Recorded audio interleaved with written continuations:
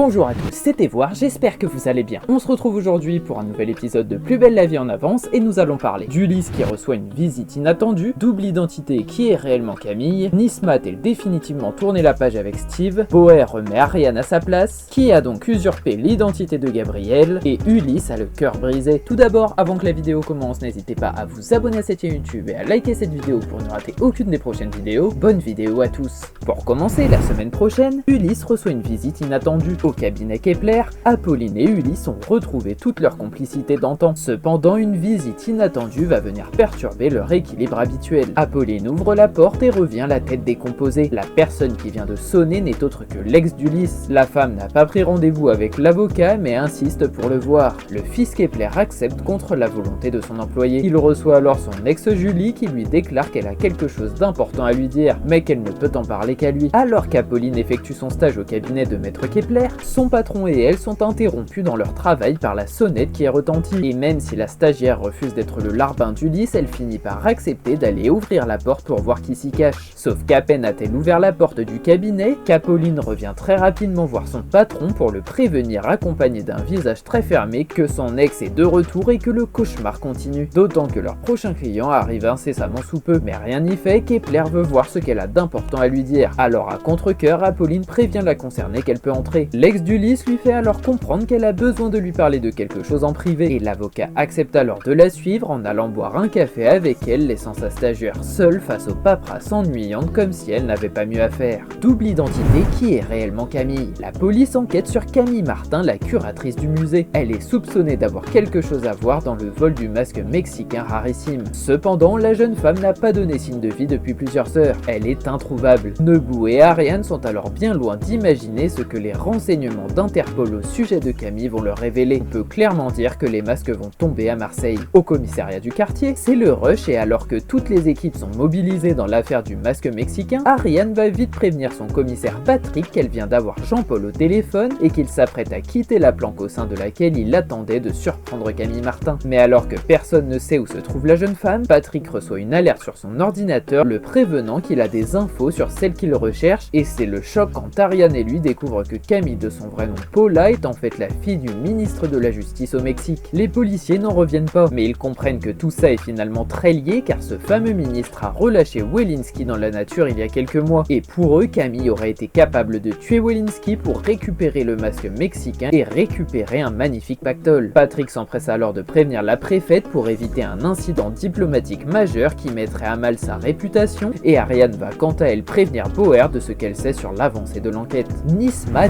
définitivement tourné la page avec Steve. Jules rencontre Nisma devant le cabinet médical du Mistral. Elle semble très mal à l'aise et fuyante. Elle se montre même plutôt agressive envers lui. Jules la rattrape et lui expose son inquiétude au sujet de Steve. Il lui avoue que le jeune homme a encore des sentiments pour elle et lui demande s'il y a encore un espoir qu'ils se remettent ensemble. Nisma n'est malheureusement pas du tout sur la même longueur d'onde que son ex. Espérons que Steve ne soit pas trop impacté par les choix surprenants de Nisma. Alors qu'il se balade dans les rues du quartier, Jules tombe au plus grand des hasards sur son ex-copine Nisma, mais la jeune femme semble assez pressée et elle tente même de faire croire à Jules qu'elle est simplement allée récupérer une ordonnance au cabinet médical. Mais quand la jeune femme est sur le chemin du retour, Jules court la rattraper car en fait il aimerait beaucoup lui parler de Steve, qui se sent très mal depuis que leur relation s'est arrêtée. Sauf que les deux amis ne vont même pas avoir le temps de s'échanger quelques mots que l'infirmier Vadim les rejoint pour prévenir Nisma qu'elle a oublié une de ses boucles d'oreilles en salle de soins. Et comme à son habitude, le jeune homme est dans la provocation et il prend un malin plaisir à faire tourner Jules en bourrique et à mettre mal à l'aise sa chère et tendre Nisma. Jules comprend alors qu'il n'arrivera pas à parler de Steve à Nisma aujourd'hui et il préfère les laisser avant qu'il ne s'énerve trop contre Vadim et que la situation ne dérape.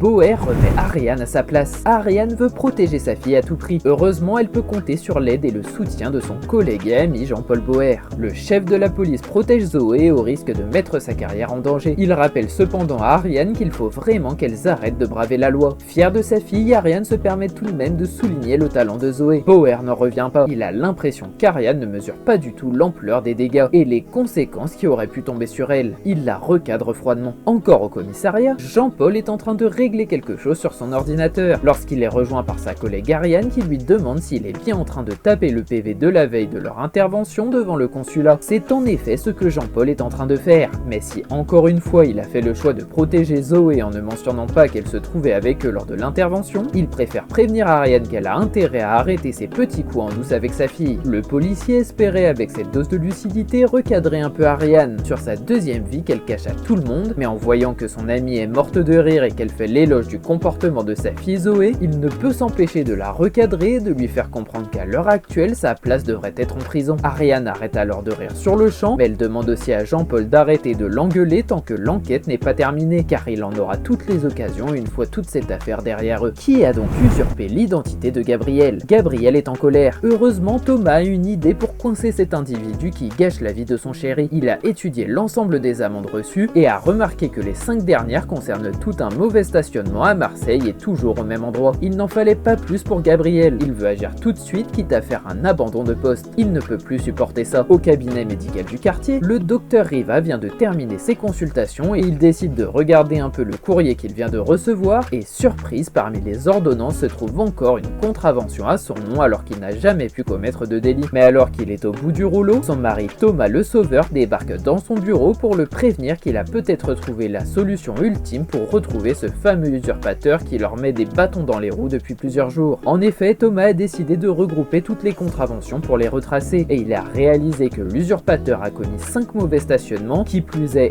à Marseille, ce qui va sûrement leur permettre de le prendre en flagrant délit et mettre un terme à toute cette histoire. Ni une ni deux, Gabriel retire sa blouse et se retrousse les manches pour aller à la rencontre de celui ou celle qui lui fait vivre un véritable enfer. Et même si Thomas ne peut pas l'accompagner, ce dernier lui fait part de tout son soutien et il espère vraiment qu'il va réussir à le prendre la main dans le sac. Enfin, la semaine prochaine, Ulysse a le cœur brisé. Au cabinet Kepler, Apolline reçoit l'aide d'Ulysse dans une affaire. Cependant, le grand avocat semble beaucoup plus distrait qu'à son habitude. Il fait plusieurs erreurs d'inattention, ce qui n'échappe pas à Apolline. La jeune femme sait très bien ce qui occupe tout l'esprit de son patron, Julie, son ex. Elle tente d'en savoir plus, mais le fils Kepler ne semble pas ouvert à la discussion. Il ne veut pas se montrer vulnérable devant son employé. Alors qu'Ulysse aide sa stagiaire Apolline, la jeune femme voit bien que son patron a beaucoup de mal à rester concentré, à tel point qu'il a même oublié que son client était un homme et qu'elle est obligée de le reprendre. Par la suite, l'avocat va même se tromper dans les dates de l'affaire, et il finit alors par demander pardon à Apolline, car il est en effet un peu ailleurs en ce moment, mais il jure à sa stagiaire qu'il ne pense à strictement rien d'autre que le dossier en cours. Mais la jeune femme n'est pas dupe, et elle voit bien qu'Ulysse lui ment droit dans les yeux, alors à force d'insister, l'avocat Kepler accepte de montrer sa vulnérabilité et il avoue à Apolline que son ex-Julie s'apprête à se marier, ce qui l'affecte tout particulièrement. Apolline ne sait pas trop comment réagir face à cette drôle de situation, mais elle comprend désormais mieux pourquoi Ulysse n'a pas trop l'air dans son assiette aujourd'hui, de quoi la rassurer pour un temps. Cette vidéo est déjà terminée, j'espère sincèrement qu'elle vous aura plu. Je vous le rappelle, n'hésitez pas à vous abonner à cette chaîne YouTube et activer la cloche pour ne rien louper. C'était Voir, merci à tous, passez une très belle journée.